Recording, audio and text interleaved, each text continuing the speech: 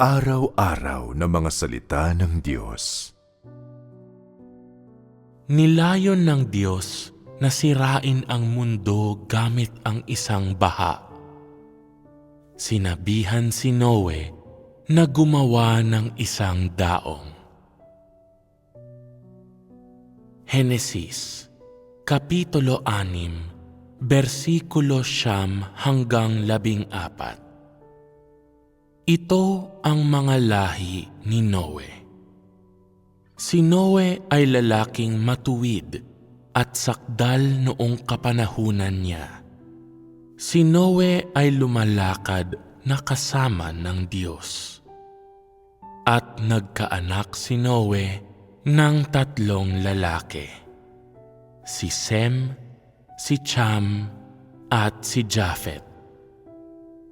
At sumama ang lupa sa harap ng Diyos, at ang lupa ay napuno ng karahasan. At tiningnan ng Diyos ang lupa, at narito sumama, sapagkat pinasama ng lahat ng tao ang kanilang paglakad sa ibabaw ng lupa. At sinabi ng Diyos kay Noe, ang wakas ng lahat ng tao ay dumating sa harap ko, sapagkat ang lupa ay napuno ng karahasan dahil sa kanila. At narito, sila'y aking lilipuling kalakip ng lupa. Gumawa ka ng isang sasakyang kahoy na gofer. Gagawa ka ng mga silid sa sasakyan at iyong sisiksikan sa loob at sa labas ng sahing. Henesis, Kapitulo 6, versikulo 18 hanggang 22. Datapwat pagtitibayin ko ang aking tipan sa iyo, at ikaw ay lululan sa sasakyan, ikaw at ang iyong mga anak na lalaki, at ang iyong asawa, at ang mga asawa ng iyong mga anak na kasama mo. At sa bawat nangabubuhay, sa lahat ng laman, ay maglululan ka sa loob ng sasakyan ng 2 sa bawat uri upang maingatan silang buhay na kasama mo. Lalaki at babae ang kinakailangan. Sa mga ibon ayon sa kani-kanilang uri, at sa mga hayop ayon sa kani-kanilang uri. Sa bawat nagsisiusad ayon sa kani-kanilang uri, 2 sa bawat uri ay isasama mo sa iyo upang maingatan silang buhay. At magbaon ka ng lahat ng pagkain na kinakain at imbakin mo sa iyo, at magiging pagkain mo at nila. Gayon ang ginawa ni Noe. Ayon sa lahat na iniutos sa kaniya ng Diyos, ay gayon ang ginawa niya. May pangkalahatang pagkaunawa na ba kayo kung sino si Noe matapos ninyong mabasa ang mga pahayag na ito? Anong uri ng tao si Noe? Ang orihinal na teksto ay, si Noe ay lalaking matuwid at sakdal noong kapanahunan niya. Ayon sa pagkaunawa ng mga modernong tao, anong uri ng tao ang isang matuwid na tao noong panahong iyon? Ang isang matuwid na tao ay dapat na isang perpektong tao. Alam ba ninyo kung ang perpektong taong ito ay perpekto sa mata ng tao o perpekto sa mata ng Diyos? Walang duda, ang perpektong taong ito ay perpekto sa mata ng Diyos at hindi sa mata ng tao. Sigurado yan. Ito ay dahil bulag ang tao at hindi makakita, at tanging Diyos lamang ang tumitingin sa buong mundo at sa bawat isang tao. Tanging Diyos lamang ang nakaalam na si Noe ay perpektong tao.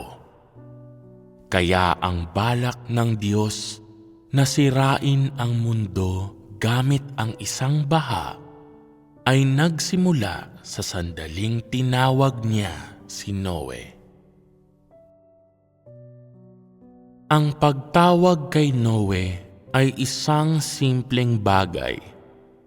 Ngunit ang pangunahing punto ng ating pinag-uusapan, ang disposisyon ng Diyos, ang kanyang kalooban at ang kanyang diwa sa naitalang ito ay hindi simple.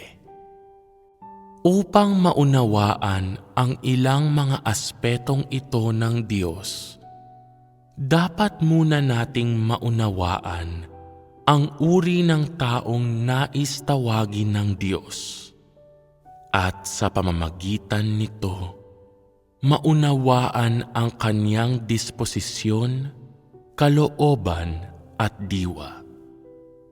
Napakahalaga nito. Kaya sa mata ng Diyos, ano kayang uri ng tao itong tao na tinatawag niya? Ang taong ito ay dapat isang tao na nakikinig sa kanyang mga salita, nakasusunod sa kanyang mga tagubilin. Kasabay nito, dapat ang taong ito ay may pagpapahalaga rin sa pananagutan.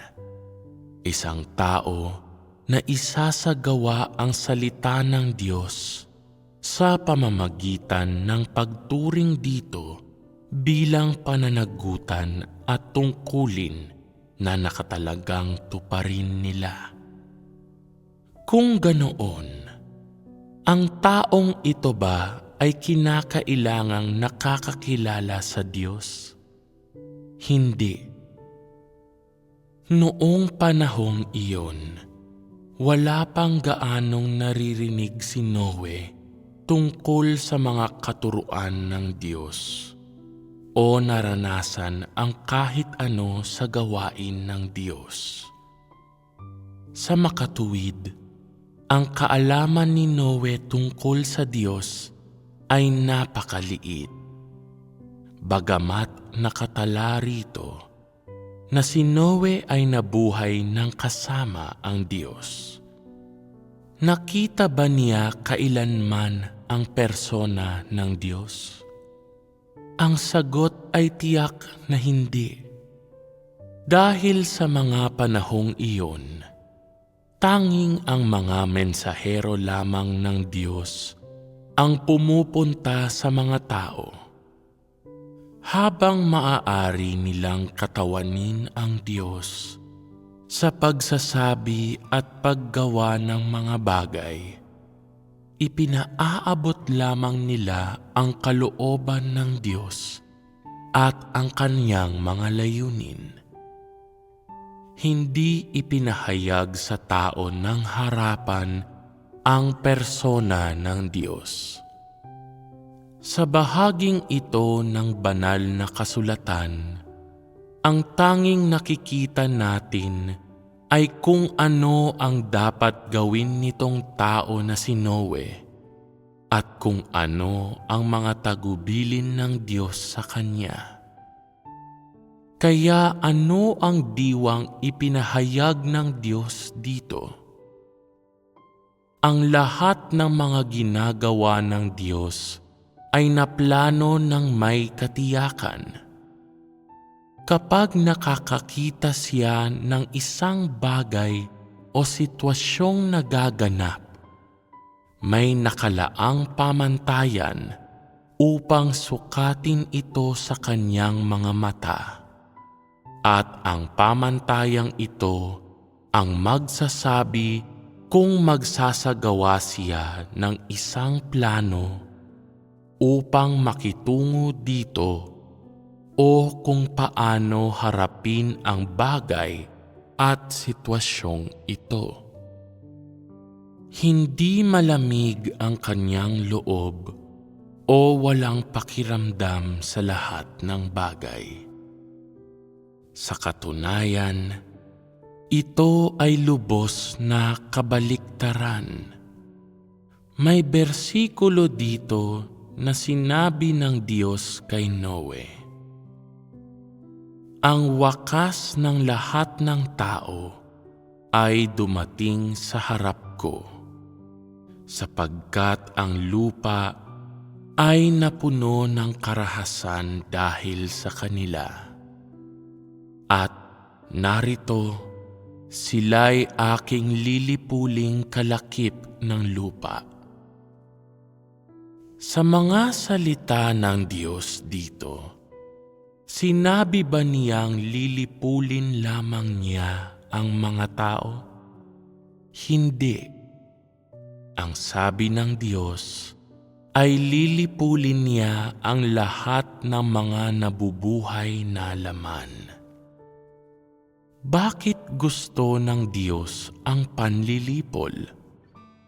May isa pang pagbubunyag ng disposisyon ng Diyos dito.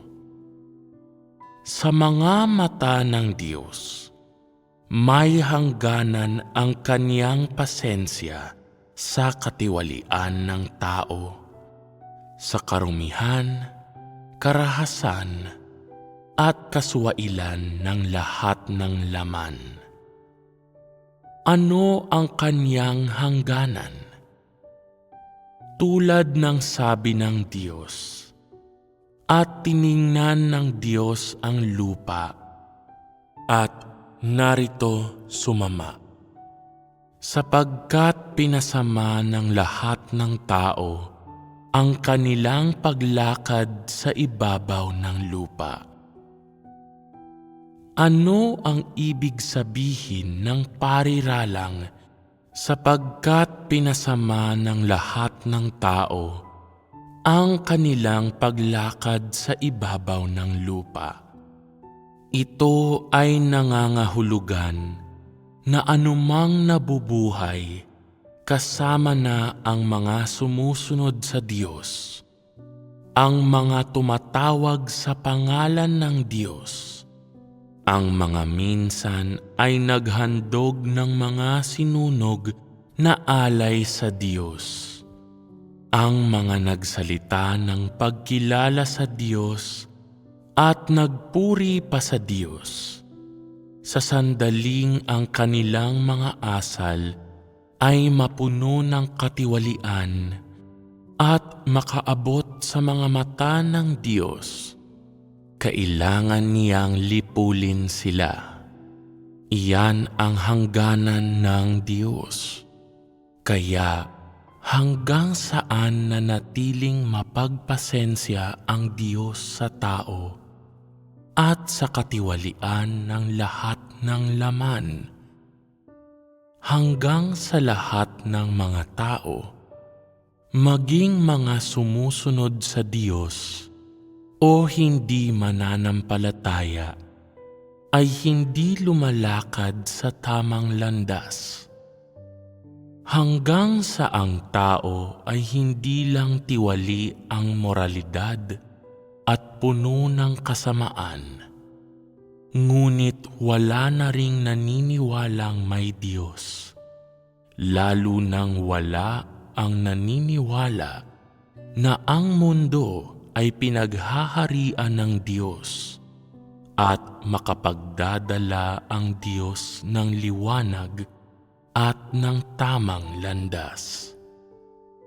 Hanggang sa ang tao ay nasuklam sa pag-iral ng Diyos at hindi pinayagang umiral ang Diyos.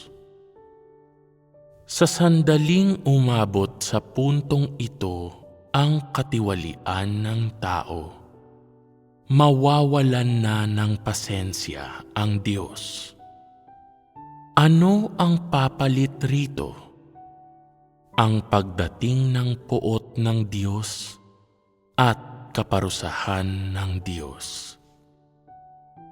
Hindi ba isang bahagi iyon ng pagbubunyag ng disposisyon ng Diyos?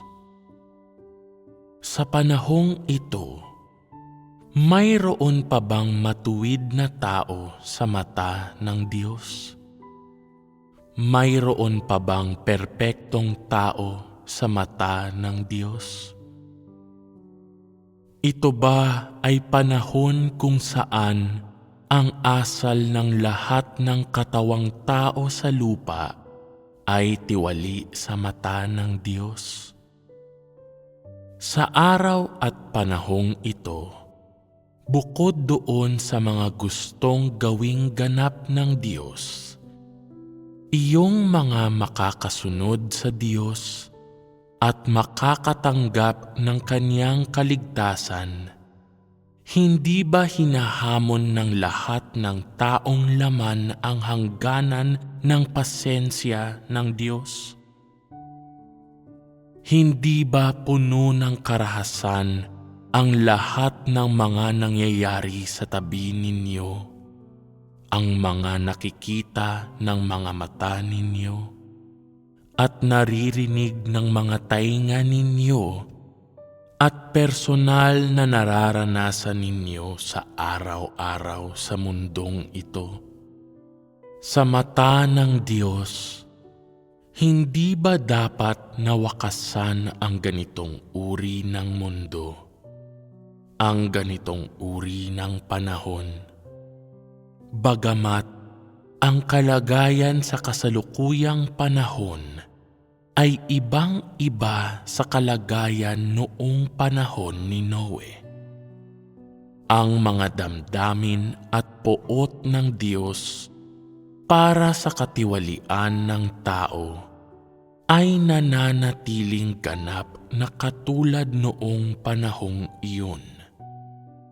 Nagagawang maging mapagpasensya ang Diyos dahil sa Kanyang gawain. Ngunit alinsunod sa lahat ng mga uri ng mga kalagayan at mga kondisyon, matagal na sanang dapat ginunaw ang mundong ito sa mata ng Diyos. Ang sitwasyon ay malayo at lampas na sa kung ano ang mundo noong ginunaw sa pamamagitan ng baha. Ngunit ano ang pagkakaiba? Ito rin ang bagay na pinakanakapagpapalungkot sa puso ng Diyos. At marahil isang bagay na wala sa inyo ang makapagpapahalaga. Noong ginugunaw niya ang mundo sa pamamagitan ng baha, maaaring tawagin ng Diyos si Noe upang gumawa ng daong at gawin ang ilang mga gawaing paghahanda. Maaaring tawagin ng Diyos ang isang tao, si Noe, upang gawin ang mga serye ng mga bagay na ito para sa Kanya. Ngunit sa kasalukuyang panahon, walang sino man ang maaaring tawagin ng Diyos. Bakit ganoon? Ang bawat isang tao na nakaupo rito marahil ay ganap na naiintindihan at nalalaman ang dahilan. Kailangan pa ba ninyong isa-isahin ko ito? Kung sasabihin ko ng malakas, baka mapahiya kayo at maiinis ang lahat. Baka sabihin ng ilang tao, bagamat hindi tayo mga matutuwid na tao, at hindi tayo mga perpektong tao sa mata ng Diyos. Kapag may ipinagawa sa atin ang Diyos, makakaya pa rin nating gawin ito. Noon, nung sinabi niyang may parating na malalang sakuna, nagsimula tayong maghanda ng pagkain at mga bagay-bagay na kakailanganin para sa sakuna. Hindi ba lahat ng ito ay ginawa alinsunod sa mga ipinagagawa ng Diyos? Hindi ba talaga tayo nakikipagtulungan sa gawain ng Diyos? Hindi ba maaaring maihambing itong mga ginawa natin sa ginawa ni Noe? Hindi ba tunay na pagsunod yung paggawa sa ginawa natin? Hindi ba natin sinunod yung mga tagubilin ng Diyos? Hindi ba natin ginawa ang sinabi ng Diyos dahil may pananampalataya tayo sa mga salita ng Diyos? Kung ganoon, bakit malungkot pa rin ang Diyos? Bakit sinasabi ng Diyos na wala siyang matawag? May pagkakaiba ba ang mga ginawa ninyo at ang ginawa ni Noe? Ano ang pagkakaiba? Ang paghahanda ng pagkain ngayon para sa sakuna ay sarili nating layunin. Ang mga gawa natin ay hindi umaabot sa pagkamatuwid, samantalang si Noe ay isang matuwid na tao sa mata ng Diyos. Ang sinabi ninyo ay hindi gaanong malayo. Malaki ang pagkakaiba ng ginawa ni Noe sa ginagawa ng mga tao ngayon. Noong gumawa si Noe ayon sa tagubilin ng Diyos, hindi niya alam kung ano ang mga layunin ng Diyos. Hindi niya alam kung ano ang gustong maisakatuparan ng Diyos. Binigyan lang siya ng Diyos ng kautusan. Binilin siyang gumawa ng isang bagay, ngunit wala itong gaanong paliwanag. At tumuloy siya at ginawa ito.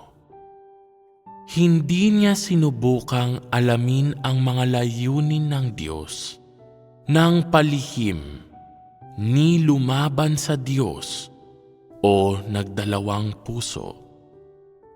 Humayo lamang siya at ginawa ito ng maayos, ng may malinis at simpleng puso. Anuman ang ipinagawa ng Diyos ay ginawa niya, at ang pagsunod at pakikinig sa salita ng Diyos ang kaniyang kombiksyon sa paggawa ng mga bagay. Ganito katapat at kasimple ang pagharap niya sa ipinagkatiwala ng Diyos. Ang kaniyang diwa, ang diwa ng kaniyang mga paggawa ay pagsunod, hindi pagdadalawang isip, hindi paglaban, at higit pa rito, hindi pag-iisip ng mga pansarili niyang kapakanan at pakinabang at kawalan. At noon pang sinabi ng Diyos, nagugunawin niya ang mundo sa pamamagitan ng isang baha. Hindi niya tinanong kung kailan o sinubukang arukin ito. At tiyak na hindi niya tinanong ang Diyos kung paano niya gugunawin ang mundo.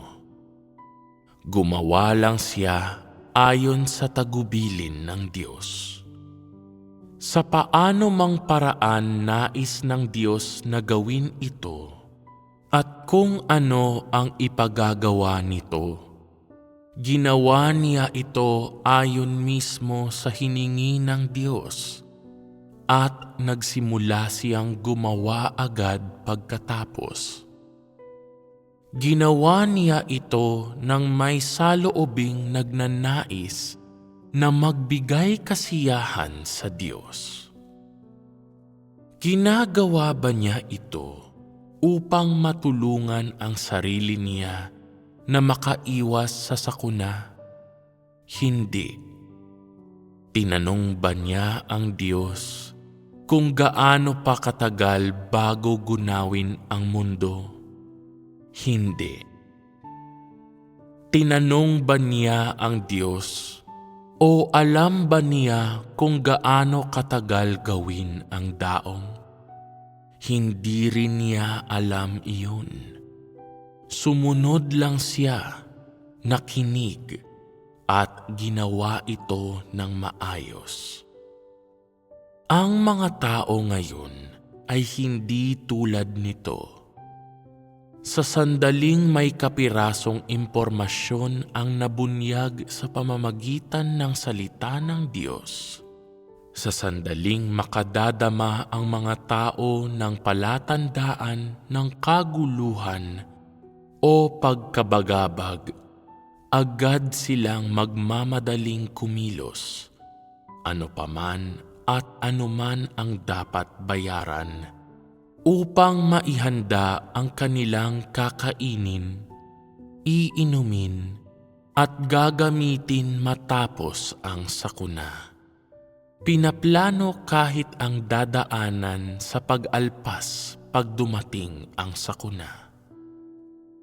Ang mas kapansin-pansin pa ay, sa mahalagang sandaling ito, ang mga utak ng tao ay lubhang kapaki-pakinabang.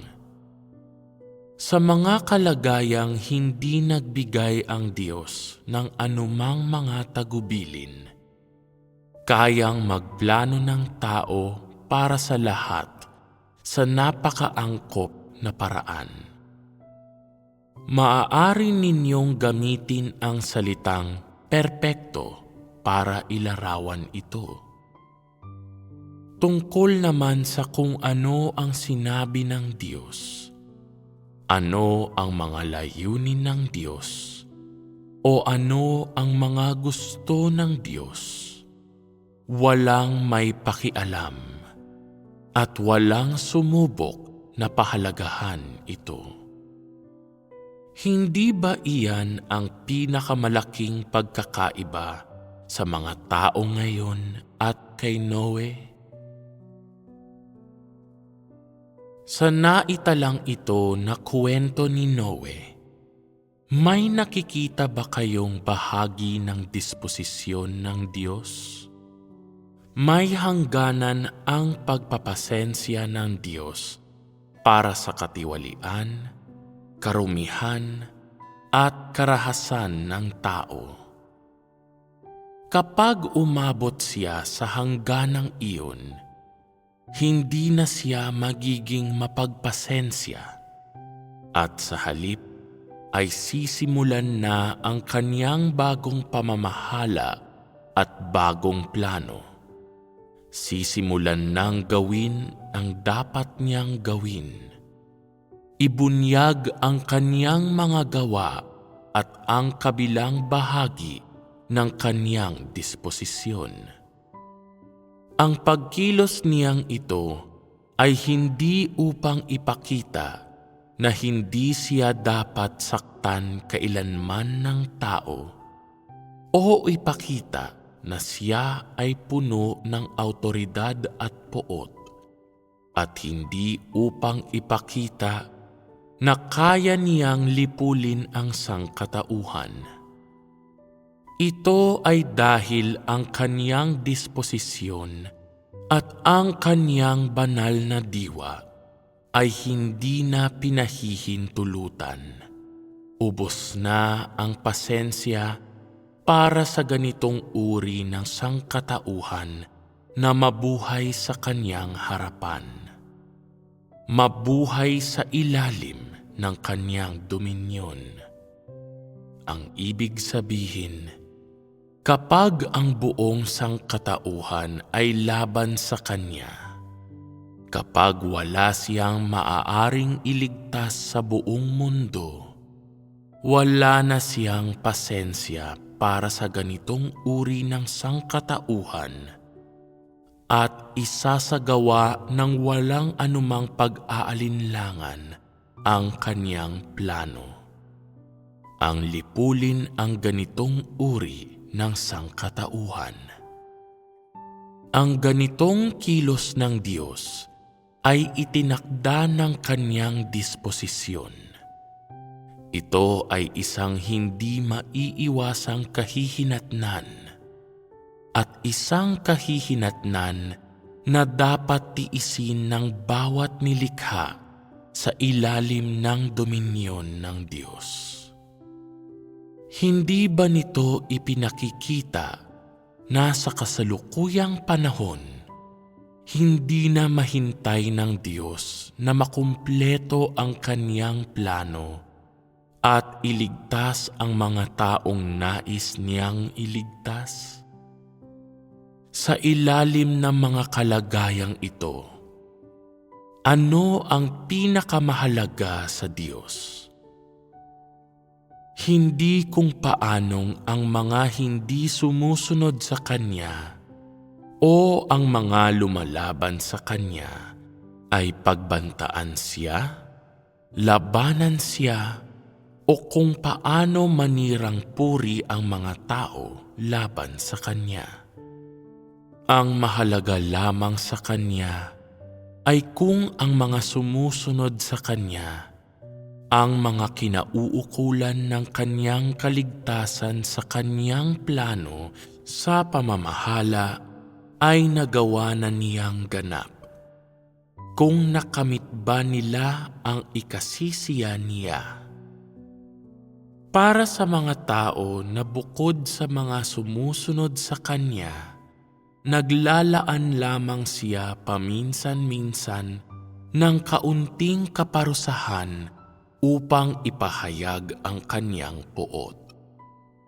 Halimbawa, mga tsunami, mga lindol, mga pagputok ng bulkan at iba pa. Kasabay nito, malakas din niyang ipinagtatanggol at inaalagaan ang mga sumusunod sa Kanya at mga malapit na niyang iligtas. Ang disposisyon ng Diyos ay ito. Sa isang dako, maaari niyang bigyan ang mga taong balak niyang gawing ganap ng kasukdulang pagpapasensya at pagpaparaya, at hintayin sila hanggang sa posibleng makakaya niya. Sa kabilang dako, matindi ang galit at kinasusuklaman ng Diyos ang malasatanas na uri ng tao na hindi sumusunod sa Kanya at lumalaban sa Kanya. Bagamat wala siyang pakialam kung itong mga malasatanas na uri ay sumunod sa Kanya o sumamba sa Kanya, kinamumuhian niya pa rin sila habang pinagpapasensyahan sila ng Kanyang puso. At sa Kanyang pagtatakda ng katapusan nitong mga malasatanas na uri, hinihintay rin niya ang pagdating ng mga hakbang ng Kanyang plano sa pamamahala.